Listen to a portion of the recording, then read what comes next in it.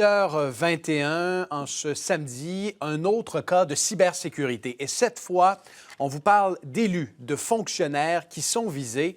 Des milliers de mots de passe, dont certains sont liés au premier ministre Justin Trudeau et à des députés de l'Assemblée nationale, je pense à Pascal Bérubé, ont été piratés. Il y a même des directeurs de la Sûreté du Québec et un sous-ministre fédéral de la Justice qui ont été victimes de vols. Notre bureau d'enquête révèle ce matin que ces données sont disponibles sur le Dark Web. Qu'est-ce que c'est que le Dark Web? C'est le web clandestin. C'est une partie d'Internet qui n'est pas répertoriée par des moteurs de recherche comme Google, mais qui est accessible via différents protocoles. Il y a un navigateur qui s'appelle Tor que l'on peut utiliser pour visiter le web clandestin. Et je veux en parler ce matin avec le spécialiste en cybersécurité, Steve Waterhouse, parce que lorsque l'on lit les constats de notre bureau d'enquête, Steve, c'est un rappel que personne n'est à l'abri d'un vol d'identité et d'un vol de ses données personnelles. Exact. Le reportage démontre justement que les données encore là qui ont été piratées d'il y a longtemps. Et même quand ce qui est concerné dans l'article, les mots de passe qui ont été décodés, qui ont été repérés. Mais ça date de fuites d'informations de Yahoo en 2012, LinkedIn en 2015, récemment Ashley Madison, il y a 5 ans. Donc, ce n'est pas des choses nouvelles, ce ne sont pas des situations réelles qui actuellement sont sous enquête. C'est vraiment des dépôts d'informations, de fuites, de compromission de données de grandes organisations. Ce que ça veut dire, c'est qu'un criminel, une personne mal intentionnée, se rend sur le Dark Web et peut aisément se procurer des mots de passe, en l'occurrence celui du premier ministre, sur différentes plateformes. Oui.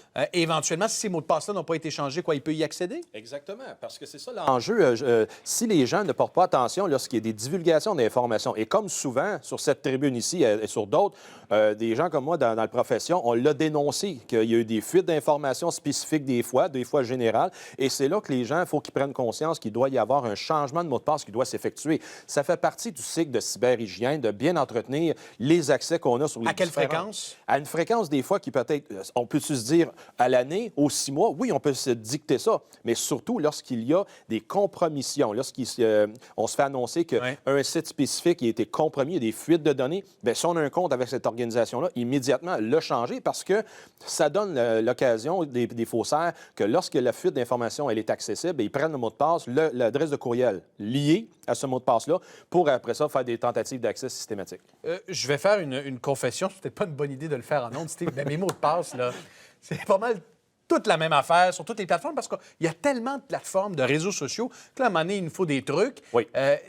Est-ce qu'il faut absolument avoir des mots de passe différents pour chaque plateforme et faire une rotation de ces mots de passe? Ça devient complexe. Là. Ça devient complexe, Pierre-Louis, c'est certain, mais c'est nécessaire, malheureusement, parce que ça, c'est la nature de la bête. Parce que s'il arrive un de ces mots de passe-là est compromis et qu'ils apprennent ton adresse peut être liée à d'autres affaires, le jeu va être à ces faussaires-là, aux pirates, de systématiquement essayer ce mot de passe-là sur toutes les plateformes où ton nom est lié, où l'adresse est liée. Ouais. Et après ça, la majorité des cas, c'est le cas où les gens se servent du même mot de passe partout et ils vont le faire, cet accès-là, puis ils vont avoir accès au Gmail ou plateforme Facebook ou peu importe quoi.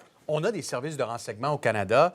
Est-ce que, parce que notre bureau d'enquête a contacté les élus concernés, Justin Trudeau, Éric Kerr à l'Assemblée nationale, le député Guy Ouellet, est-ce que, selon toi, les services de renseignement étaient au courant que des mots de passe de nos élus circulent comme ça et sont en vente sur le Dark Web? Tous les services de l'ordre le savent qu'après une compromission d'un service quel qu'il soit, ça se retrouve sur le Dark Web. C'est pas quelque chose qu'on vient d'apprendre hier, puis on en parle souvent. Parce que Justin Trudeau n'avait pas l'air au courant, ni le député Guy Ouellet, ni Éric Kerr. C'est normal, parce que ces gens-là, je veux dire, ils ont un tempo de vie avec lequel c'est pas eux autres, généralement, qui vont gérer le compte. Donc, c'est en arrière, puis c'est quelqu'un qui va s'en gérer.